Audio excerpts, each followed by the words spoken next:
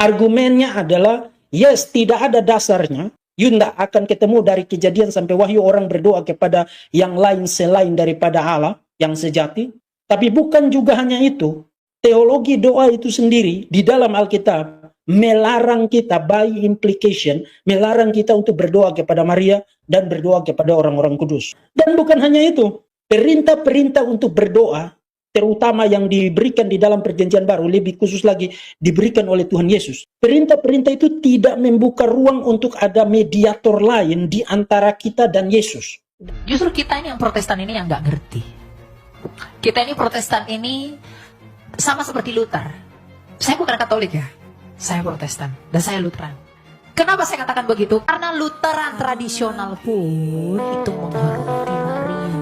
Mereka tidak pernah berdoa kepada Maria. Mereka berdoa bersama Maria agar dia memohon kepada Maria. Maria, memohonlah, berdoalah bersamaku, sampaikanlah permohonanku kepada putramu. Itu bukan berarti Maria jadi imam. Sama seperti saya mengajak, doakan saya ya sama Tuhan. Maka saya mengajak Bunda Maria untuk turut berdoa bersama saya kepada Kristus, agar Kristus menyampaikan kepada Memang Maria itu menjadi salah satu korban dari kesalahpahaman ketika munculnya gereja Protestan. Reformator pertama-tama kayak Luther, Calvin, Zwingli masih hormat kepada Bunda Maria. Tapi produk Protestan modern, Maria semakin hilang. Assalamualaikum. Allah sangat mengagungkan Bunda Maria. Sampai dalam Al-Quran ada surat Maryam. Jadi kalau ada Muslim yang takut sama Bunda Maria, perlu dipertanyakan keislamannya. Bahkan perlu dipertanyakan kemanusiaannya. Apakah dia manusia atau setan? Karena hanya setan yang takut terhadap iman. A Gesù per Maria. La Madonna ci fa vedere Gesù e lei ci apre le porte. Sempre la Madonna è la mamma che ci porta per mano verso Gesù. Mai la Madonna segnala se stessa. La Madonna segnala Gesù. E questa è la pietà mariana. A Gesù per le mani. Santa Maria, Madre di Dio, prega per noi peccatori, adesso e nell'ora della nostra morte. Amen.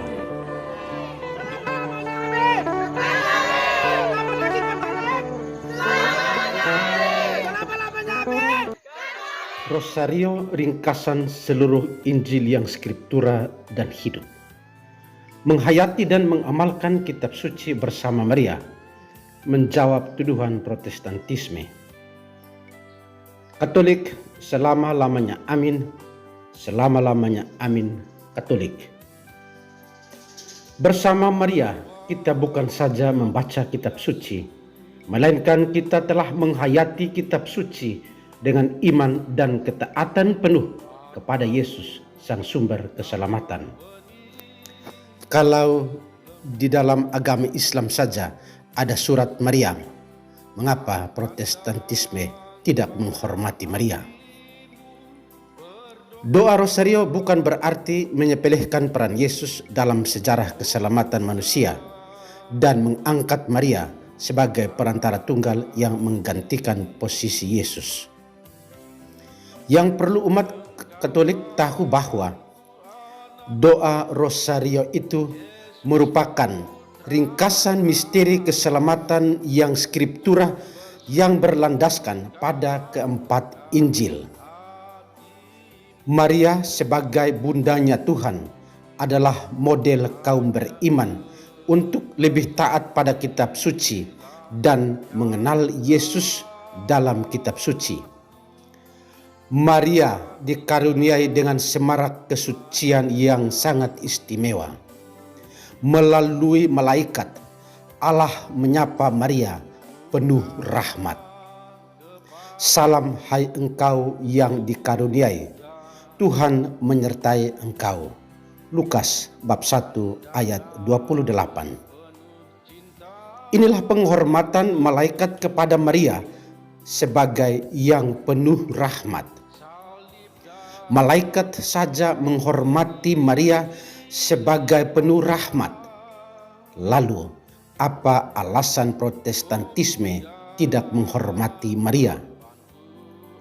Jawaban Maria, "Aku ini hamba Tuhan, terjadilah padaku menurut perkataanmu." Lukas bab 1 ayat 38. Inilah bukti ketaatan iman Maria kepada Allah yang pantas dijadikan sebagai model untuk beriman kepada Allah Sang Penyelamat itu sendiri. Umat Katolik harus berbangga bahwa kita berdoa rosario bersama Maria, berarti kita merenungkan misteri kehidupan Kristus mulai dari kelahiran, kehidupan dan karyanya, sengsara, kematian, wafat, kebangkitan, kenaikan, dan Pentakosta, turunnya Roh Kudus yang dijanjikan oleh Yesus sendiri. Berdoa rosario mendekatkan setiap orang Katolik untuk lebih menghayati, memahami, dan mengenal Kristus yang tertulis di dalam keempat Injil, Matius, Markus, Lukas, dan Yohanes. Melalui misteri gembira, kita merenungkan awal inkarnasi Allah menjadi manusia melalui Maria sebagai Bunda Allah. Kabar sukacita kepada Maria, Lukas bab 1 ayat 26 sampai 38. Kunjungan Maria kepada Elizabeth, Lukas bab 1 ayat 39 sampai 56. Kelahiran Yesus, Lukas bab 2 ayat 1 sampai 20. Persembahan Yesus di bait Allah, Lukas bab 2 ayat 22 sampai 40. Dan yang kelima adalah penemuan Yesus di bait Allah, Lukas bab 2 ayat 41 sampai 52. Melalui misteri terang, bersama Maria kita merenungkan kehidupan awal Yesus, permandiannya, pemberitaan tentang kerajaan Allah sampai pada penetapan Ekaristi. Yesus dibaptis di Sungai Yordan, Matius bab 3 ayat 16 sampai 17. Yesus menyatakan dirinya dalam pesta pernikahan di Kana, Yohanes bab 2 ayat 11 dan seterusnya. Yesus memberitakan kerajaan Allah dan menyerukan pertobatan, Matius bab 4 ayat 17 sampai 23. Transformasi di Gunung Tabor, Matius bab 17 ayat 1 sampai 9. Dan yang kelima adalah pengangkatan Ekaristi, Markus bab 14 ayat 22 sampai 24. Melalui misteri sedih, bersama Maria kita merenungkan misteri Paskah yang berawal dari sengsara sampai pada kematian Yesus disalib untuk penebusan umat manusia. Yesus berdoa di Taman Getsemani, Lukas bab 22 ayat 39 sampai 46. Yesus didera, Yohanes bab 19 ayat 1 sampai 3. Yesus dimahkotai duri, Yohanes bab 19 ayat 2 sampai 3. Yesus memanggul salib, Lukas bab 22 ayat 26 sampai 32. Dan yang kelima adalah Yesus wafat di salib, Lukas bab 23 ayat 44 sampai 49. Melalui misteri mulia bersama Maria kita menuju puncak keselamatan, bahwa tanpa kebangkitan maka sia-sialah iman kita. Penyertaan Yesus untuk para muridnya dan gereja tidak berakhir pada kenaikannya ke surga, tetapi perutusan Roh Kudus yang mempersatukan gerejanya agar gereja tidak tercerai-berai, gereja tidak hancur dalam kepingan-kepingan didominasi. Gereja yang didirikan Yesus harus tetap satu, seperti doa Yesus kepada para muridnya, supaya para murid tetap hidup dalam kesatuan dan bukan perpecahan gereja.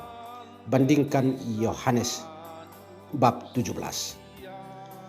Kebangkitan Yesus, Lukas bab 24 ayat 1 sampai 12. Kenaikan Yesus, Lukas bab 24 ayat 50 sampai 53. Turunnya Roh Kudus, Kisah Para Rasul bab 2 ayat 1 sampai 13. Maria diangkat ke surga 1 Korintus bab 15 ayat 23 dan DS 3903.